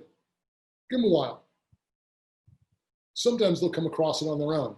Sometimes you can try and create a constraint that lets them find the thing that you're trying to show. But the process of them solving that and generating that will lead to better retention than if you just tell them, oh yeah, you know what? Like, just imagine it's going out like a string that way and get the point of your sword online as quickly as possible.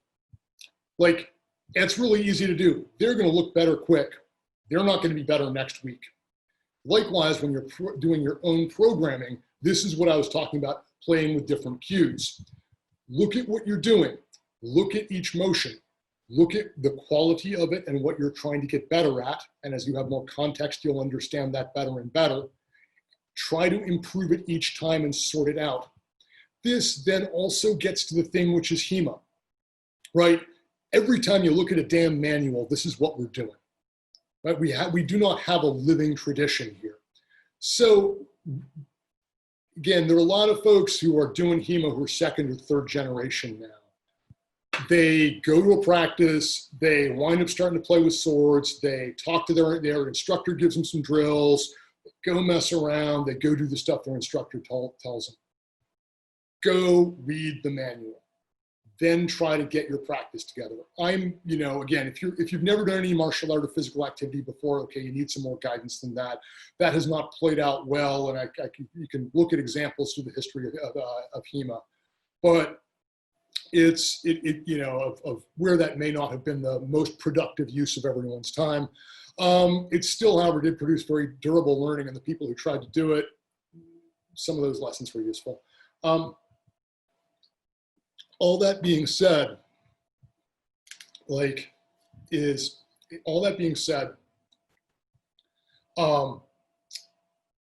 to your primary sources and try and figure stuff out on your own. Take a crack at it. then get some feedback. If you're not a total beginner, like if you're a total beginner and you're still wet your first year or two, fine. But for folks who've been around a while longer, really, especially if you're coming to this and you're like, oh wow, you've got 3-4 years in a combat sport, and hey, now you've been doing sword work for 3 months, go grab the primary source, read it, start to dig through it, form your own opinions, form your own interpretations, mess with them some, play with them and train them. Then go look at what other people did and contrast them and see what's good, see what's bad, see where you're wrong. Be wrong, play with it. Let's see. A little stuff from the crowd here as we're dealing with this.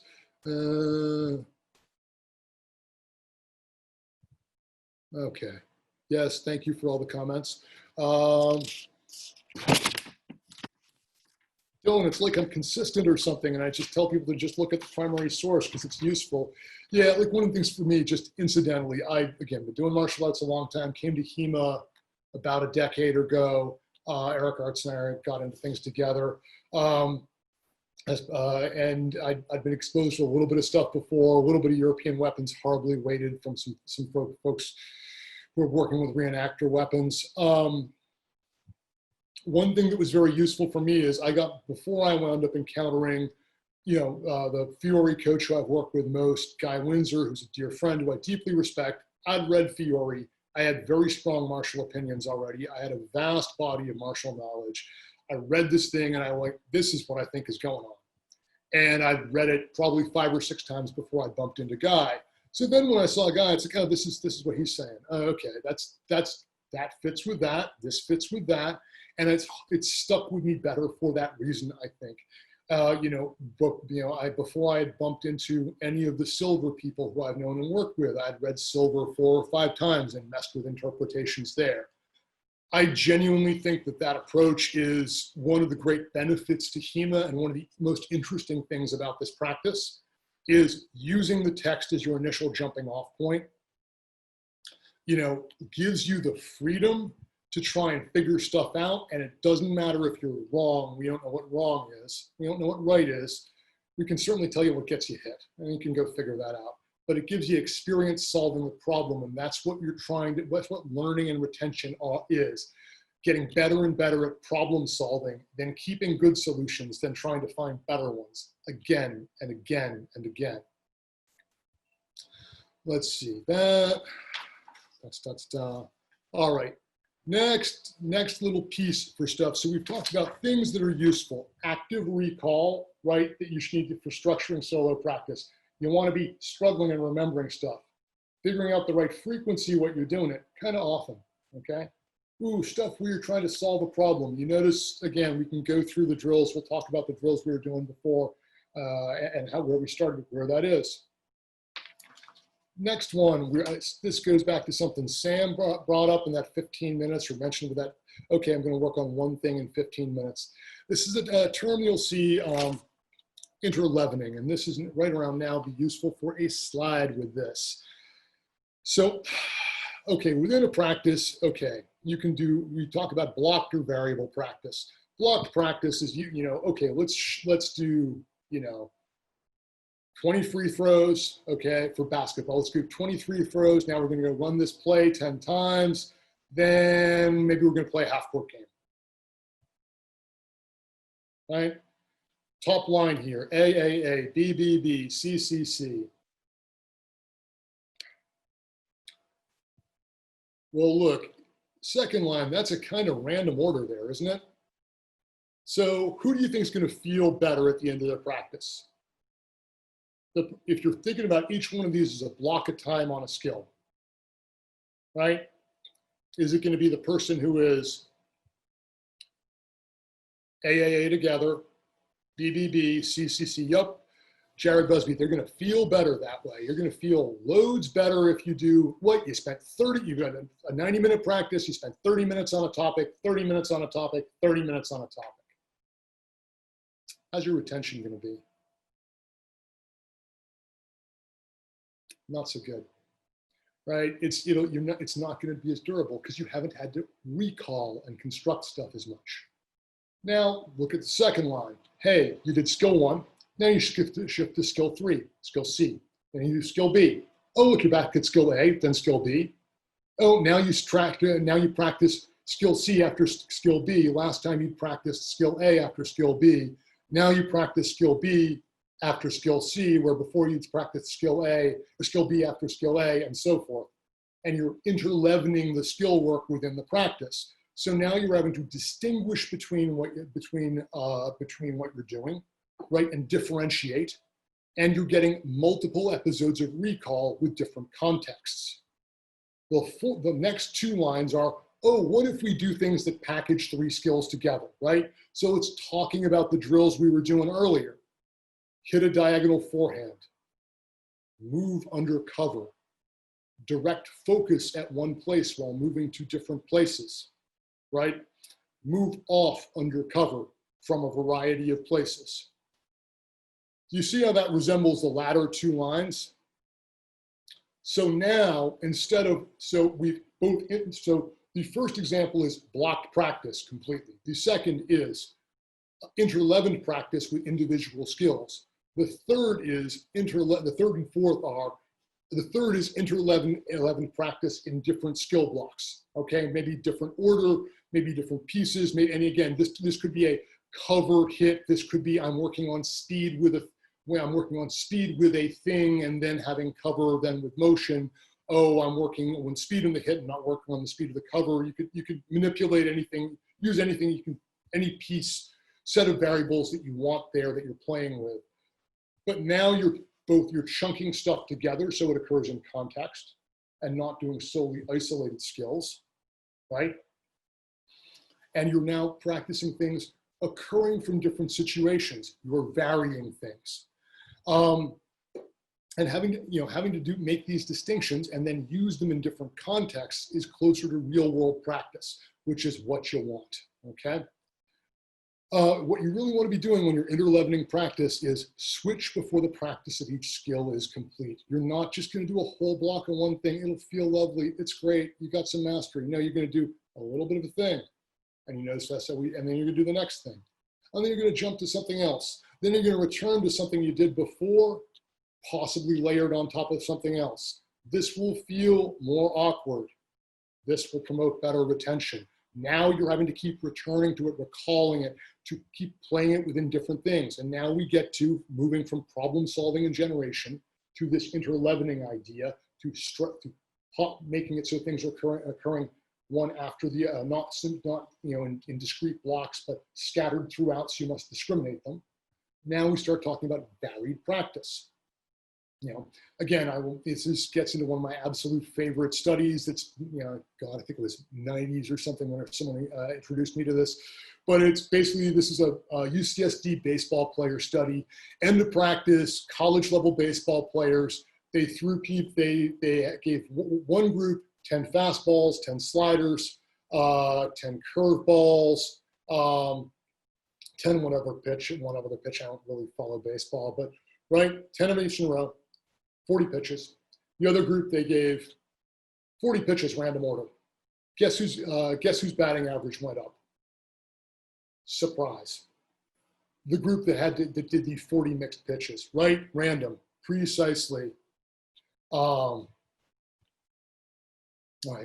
So that is again what you want to be doing, is trying to interleaven stuff and create that variability that forces you to learn and learn to discriminate. Again, you want to practice your skills under different conditions. Again, one of the things we were working today was a diagonal forehand. What are the different conditions we worked it under? Anyone?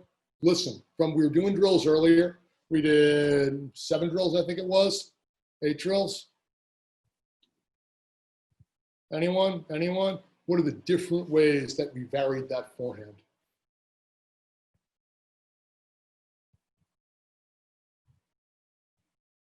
Static feet, moving in different directions, different starting points. Which beat of the combination it was? Yeah, which beat of the combination.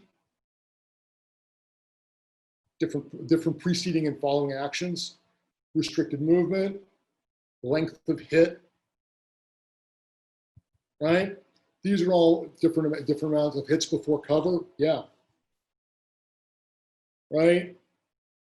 Again, all ways to work on one thing from different angles. So instead of just doing a bunch of one thing, you're hitting it from different places, which is giving you a larger physical vocabulary and teaching you how to to be better and better at designing a program that allows you to estimate when to use that and under what circumstances and to get there more fluently, which is the learning that we're after here, right? Some things you can do here when you think about varied practice. Again and again, practicing the same skill under varied conditions. Here's a brief but not complete list. Change the starting point, change the target location, change the target distance, change the weapon length, change the opponent's range, change the physical practice space, constrain the footwork, constrain the body motion. That's an off the top of the head brief list. That then gets into, for me, how do you wind up doing this? How do you figure out when something feels not so great? What do you do and where? And that gets into whole skill versus part skill practice. So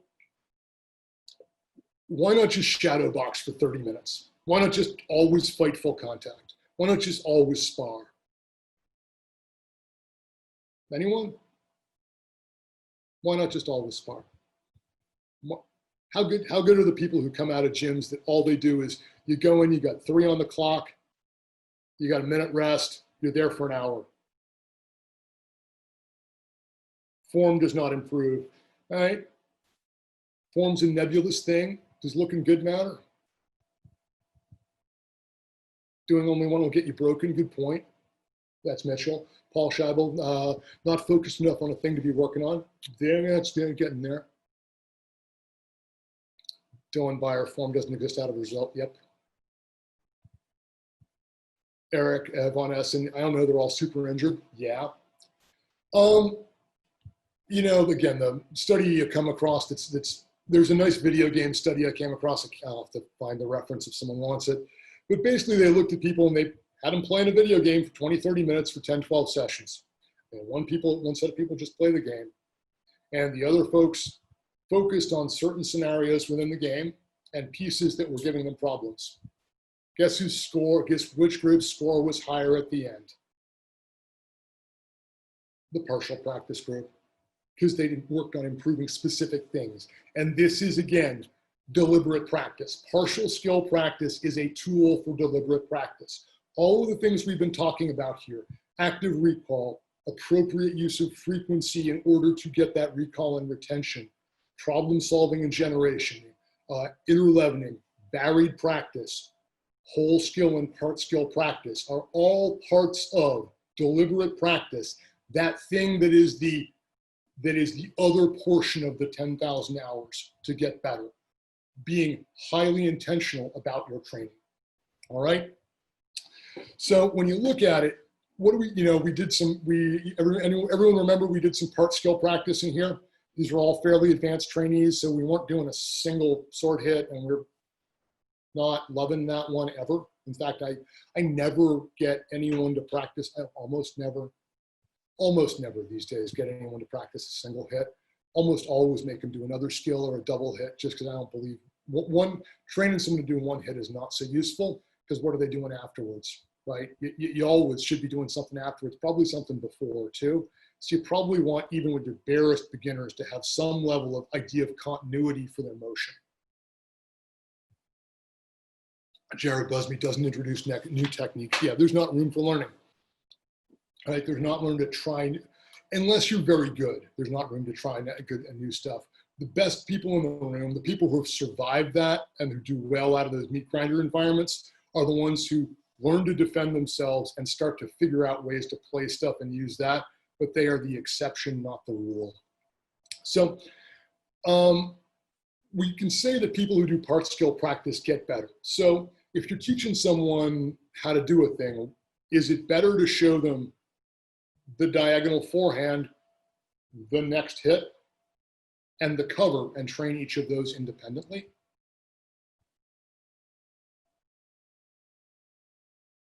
No.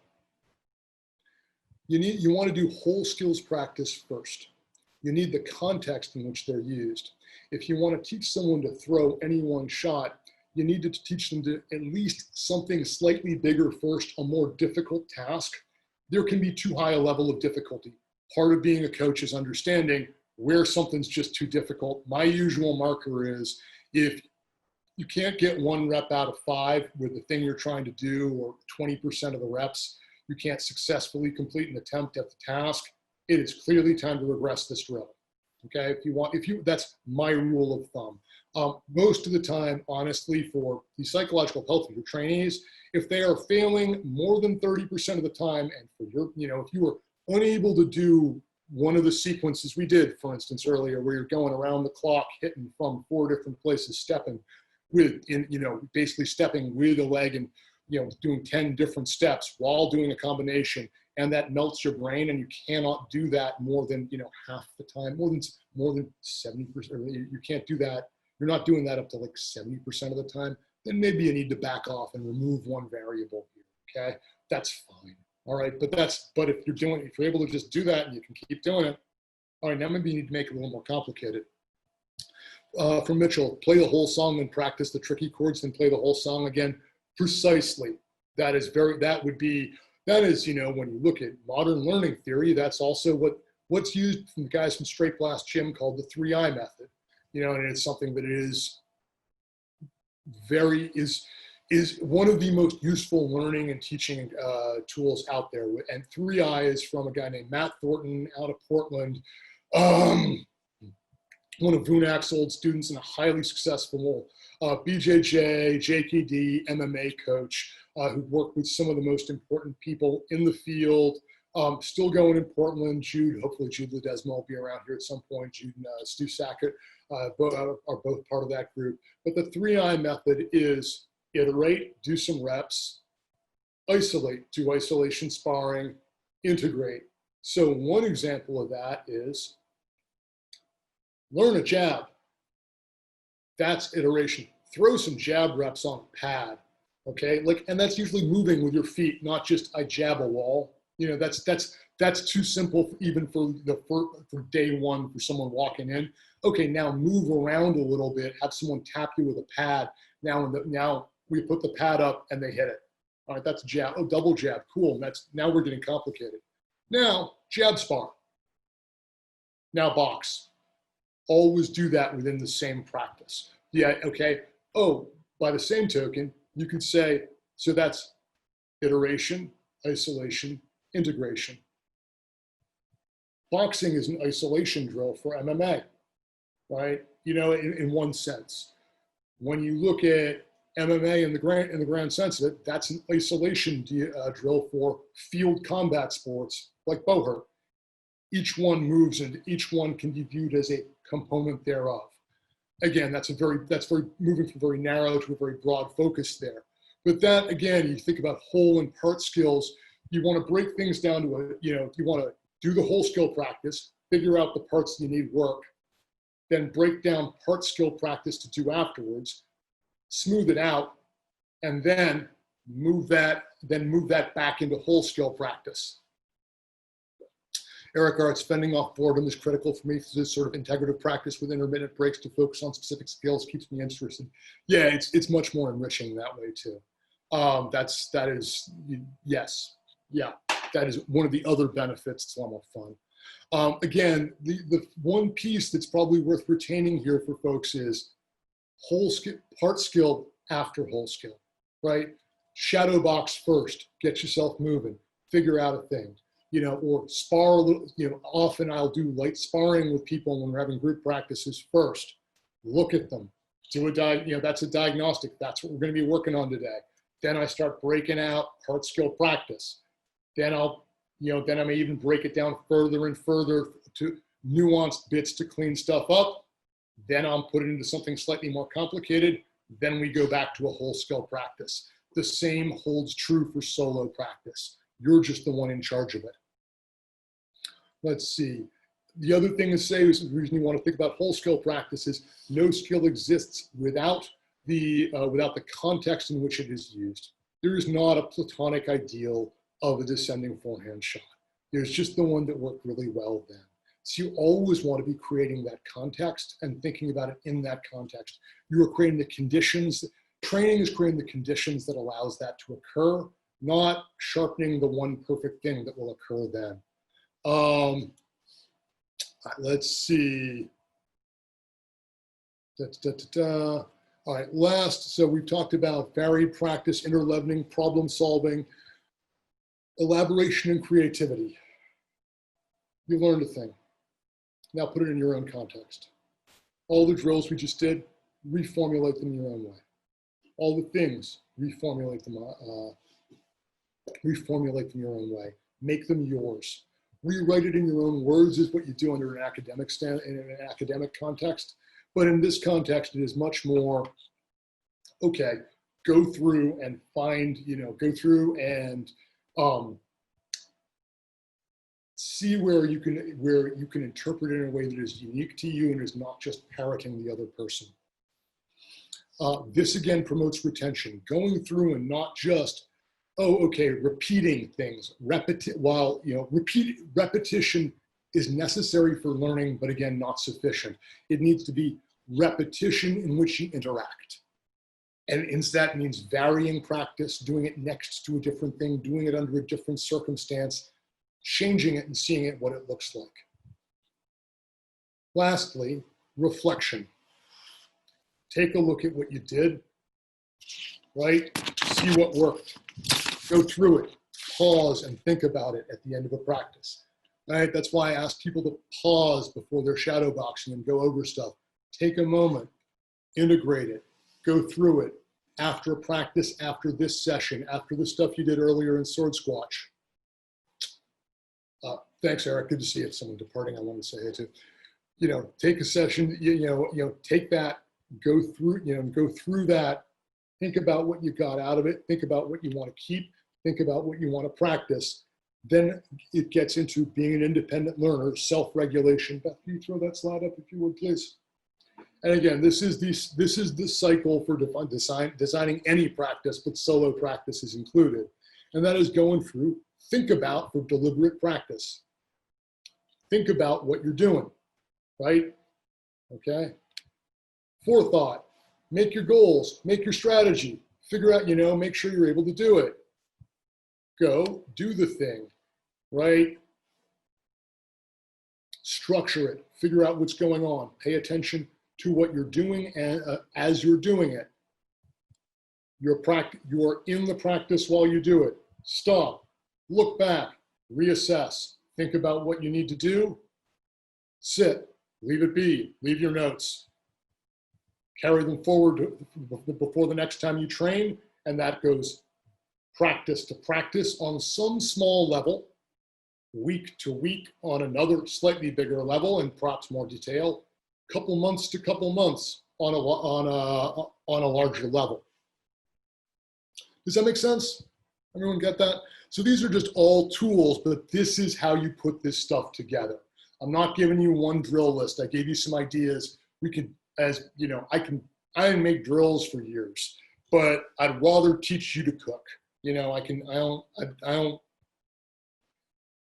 You just hearing it from me is not as useful as you going and playing with it, being wrong, screwing it up, going to your coach, going, that looks like you're doing something weird, or someone going and getting your partner to hit you a couple times when you go try out the drill that you were doing on your own on a person. You're like, oh, that wasn't working. Now I need to go tune that up and want to go. That's the useful bit. The pieces I'd really say to think about here, right? If there's some take-homes for solo practice, be deliberate. Know what you're working on, manipulate your practice to improve it, okay? And again, for a beginner, the thing you're working on is don't get hurt, show up, move kind of in real timing, play. That's commandment one. Like, if nothing else, that's what you do. Don't worry about all this other crap, don't worry about. Just keep going, okay? Once you're a little past that, let's get a little more intentional and work with someone to do that. First formulate it on your own, because that's what important. It's important. Go to your coach or whoever you respect and say, hey, hey, this is what I want to, this is what I think I need to work on. This is how I'd like to work on it. Go to the person you're getting feedback from with a plan on the thing, with a thing you think you want to get better at or need to get better at, and the way you plan to do it, and get feedback on them if that's the right thing, because sometimes it's not, and if your plan was good and how they'd modify it. That way you get better at this cycle too, as well as just the thing, and getting better at this cycle of deliberate practice now improves your practice and lets everything get better, as well as your practice of practicing. This is getting very meta. No, Mitchell, I can't have you over for dinner every night. We'd all need COVID tests to do that, but we should totally do like outdoor dinner at some point. I missed the hell out of you, man. Let's see, active recall and quizzes. So like, again, the more you revisit material, the more you struggle to recall it, the more you screw about with it. Like, again, it's somewhat more difficult in a solo practice sense to describe that. But if there's, for instance, a throw you have trouble with, you can do static reps with it. You could ask your coach to go through it with you, or you can like pummel with a buddy and say like, hey, give me like, 60, 70%. I'm trying a thing. Don't tell them, and work your setup and try your throw repeatedly and try and remember what the hell it was that made it work and find it. Way more useful learning wise than just getting someone to show you how to do it perfectly and doing it. Again, do your whole practice before your partial practice. Use your whole practice as a diagnostic in some ways to find what you need to do for your partial practice. Vary your practice. Please lose the static reps. Again, I say this as a guy who's like, joints are screwed up. I got a new hip. I'm looking at a new knee. You don't want to know what's going on in my elbow. Like my shoulders are jacked. It's some of that is because I used to be the guy who went downstairs and did 1,000 reps of each thing. 2 hours of solo practice again and again. I heard the stories of the Beng Chuan that could not be that had no peer under heaven, and the Xingyi guy who was like locked in a cell for 3 years doing a single, doing that one crushing fist step with an iron ball tied to his leg and came out like a stone badass. Yeah, right. Please do not do that. I love the half step Beng Chuan, but do you really want to put another human being through that? Like, joints grind down. That guy was lucky.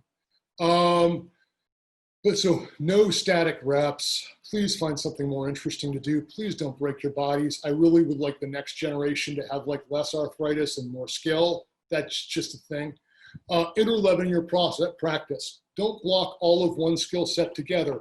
Take little tastes. Leave something on the table, like when you're like, oh, I'm really getting this going. Okay, sometimes like keep going for a while. It's got a really good groove, but it's okay to like, all right, that's feeling really good. I'm gonna walk away while this keeps feeling really productive, then come back to it later. And then you can maybe keep that thing that made it feel really productive a little bit better. Review, integrate your skills at the end of a session. Integrate your skills at the end of a microcycle, mesocycle, mesocycle. Reflect, review your practice, make brief notes or at least a mental note on what you're doing next time out. Go through this stuff as you design a thing. So when you're looking at your overall picture is, figure out, you're gonna spend half an hour or an hour, and you're gonna do it every other day or every third day or twice a day or whatever you're gonna do, and then apply this stuff to it in some degree a little bit each time, okay? That's what puts together a solo practice. I can't, if we can talk about individual design considerations, we can talk about training strength and speed qualities, we can talk about SPP stuff within all this, a special physical preparedness. That's all places you can wind up going. But, that's to me all, that's way more specific, and that now starts to get into really the individual athlete. I don't want to talk about like when we put speed training into someone's practice, because sometimes speed training is not the thing you need to work on. Again, when someone's an advanced, intermediate, or advanced, that's when we then get into that, right? That's when, oh, wow, you really need to work on X, Y, Z. Oh, you got a fight coming up. We got to do this. But that's not the same thing as practicing and getting better at it. All right, that is the bulk of what I wanted to talk about, and my throat's getting sore, and I don't think it's just the damn smoke out here. Dylan Byer, what is your training history, and what are you moving towards? Precisely. Oh God, the number of questions out there for that stuff. We are at 7 o'clock, folks. If there are questions, if there are things people would like to talk about, if there are points that need clarification, please share them in the chat. You're welcome, Carrie. Glad that was useful for you. Find me on social media or whatever, on Facebook or Instagram, and if you have questions, or I'm happy to help out. Thank you.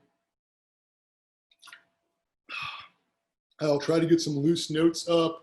This does not have all the figures and diagrams or even a bibliography. There are a bunch of books that were read and also a bunch of experience that sort of went into this.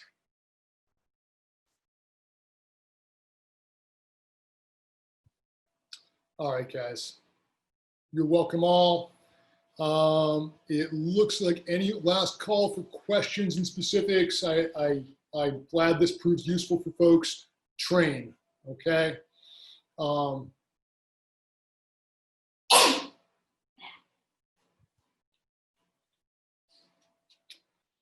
right, nicely done. Do we have some outro comments? All right, hang on. Beth will be on in a second, and she's got a couple things she's got to say. Thank you all again for participating in Swordsquatch this year. It's been an amazing week. This went as well as we could have hoped.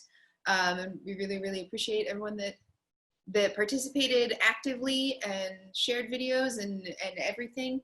All of this was put on for free this year, and all of our instructors donated their time.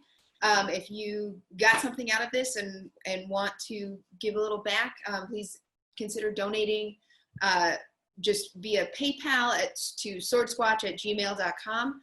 All of that money is going to go to help us be able to put on an in-person event next year, hopefully, maybe, or just do a really even better digital version. Who knows? But all of that super helps. And also we have merchandise now. It's very exciting. If you go to society6/swords.com/swordsquatch, there's the t-shirt from this year, as well as a few other fun things. There's fanny packs and stickers, and it's very exciting. Also, if you want to, keep the conversation going, check it, follow our Facebook page, talk to us on Facebook. Feel free to reach out to any of the instructors that, either through Facebook or whatever, or if you need to, or contact us, and keep learning. Thank you, and stay squatchy.